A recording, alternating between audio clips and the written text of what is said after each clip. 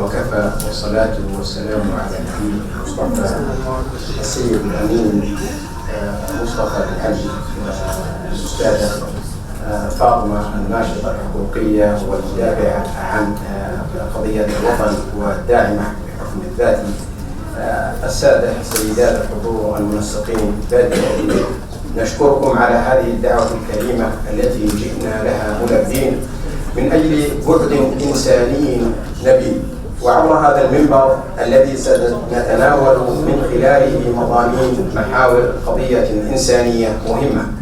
من أجل أن ننتهز هذه الفرصة، وقبل أن نبدأ نرفع من خلال هذا المنبر الذي سنتناول من خلاله هذه المضامين أسمى آيات الإجلال والتقدير لصاحب الجلالة الملك محمد السادس نصره الله وأيده، ملك المملكة المغربية، والذي أسميته ملك رؤية. أسمى عبارات التقدير والإشادة بما شهدناه من حكمة ورؤية رشيدة قادها تحت ظله الوافد، ونؤكد أن ما حققه من تنمية متوازنة واستقرار مستدام وإدارة رشيدة للقضايا الوطنية والإقليمية يعكس إدارته المتميزة وحرصه الدائم على مصلحة الشعب المغربي ووحدة أراضيه.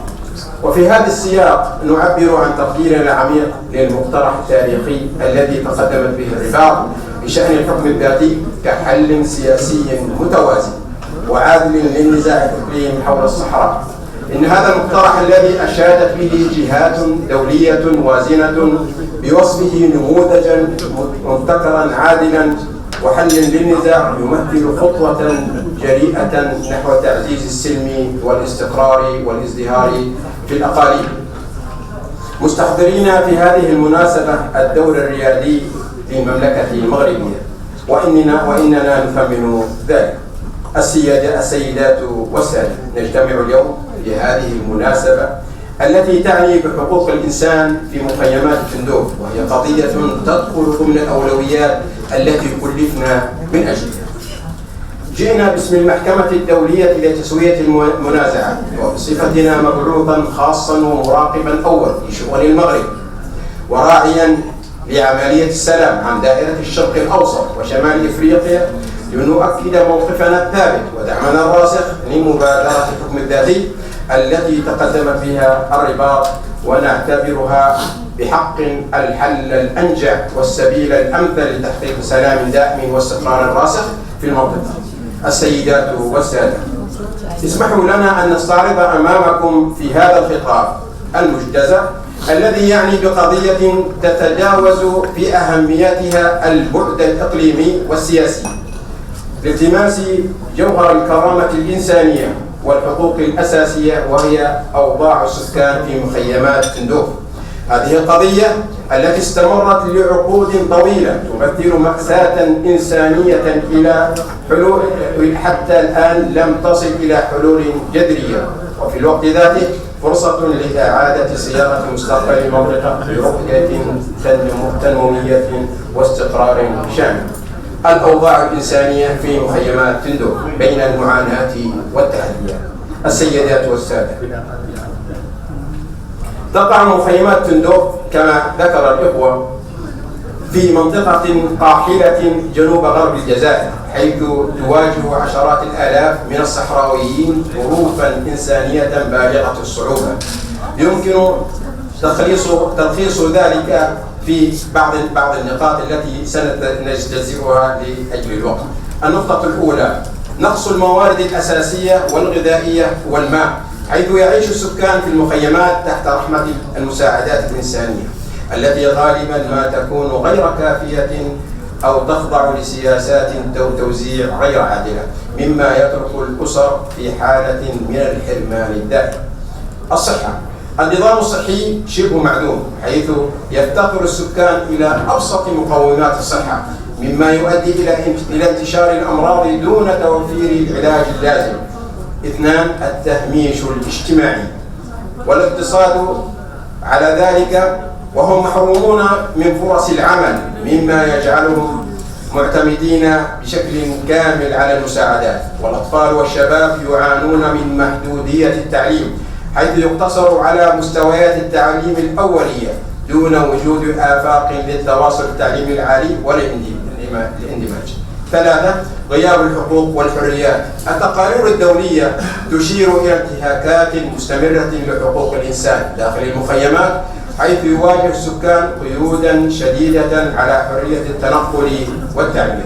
الأوضاع السياسية المسيطرة تعيق السكان من العودة إلى ديارهم أو التنقل، وكما ذكره الإخوة الأفاضل في السابق حول ذلك. طبعا مقترح الحكم الذاتي رؤية نحو الأمن والاستقرار والتنمية والازدهار. وسط هذه المعاناة قدمت المملكة المغربية مقترح الحكم الذاتي كحل سياسي ودبلوماسي لأنها تنهي هذا النزاع. هذا المقترح الذي وصفته الأمم المتحدة بأنه جاد وذو مصداقية يعود أو يكون فرصة حقيقية لتحسين حياة السكان في المخيمات وفي الأقاليم الجنوبية بشكل جذري. في صورة مجتزأة إلى ذلك نقول التنفيذ العملي لحكم الذاتي وهو العودة إلى الوطن، ويكون ذلك بالتمكين السكان المخيمات من العودة إلى ديارهم الأصلية من خلال الصحراء، حيث سيتم استقبالهم في إطار برنامج إعادة توطين وطني وإدماج وإدارة حياتهم المحلية وتحسين الأوضاع المعيشية ودعم استثنائي من لدن جلالة صاحب الجلالة الملك محمد السادس، الذي أعد لذلك مذكرات ورسائل حول ذلك. الإخوة الفضلاء، نجتزئ في هذا المقام التداعيات والحلول. طبعا هناك تداعيات تؤدي إلى تجنيد الأطفال، وهذا التجنيد يدمر مستقبلهم حيث يفقدهم فرصة التعليم والتنشئة السليمة الحسنة، ويحولهم إلى أدوات صراع تفوق قدراتهم النفسية والجسدية. 2. يعيق التجنيد الأزمات الإنسانية في المخيمات من خلال تفاقم الفقر والتفكك الأسري والاجتماعي. الحلول التي سأقترحها: تعزيز الرقابة الدولية، وأنا من هذا المنبر أدعو طبعا شهادة أدعو المنظمات الدولية، كوني مبعوثا خاص ولنا حق كتابة تقارير، أدعو المنظمات الدولية إلى الرقابة وإنشاء بعثات مراقبة دولية مستقلة للإشراف على الأوضاع في مخيمات تندوف وفرص تقديم المساعدات.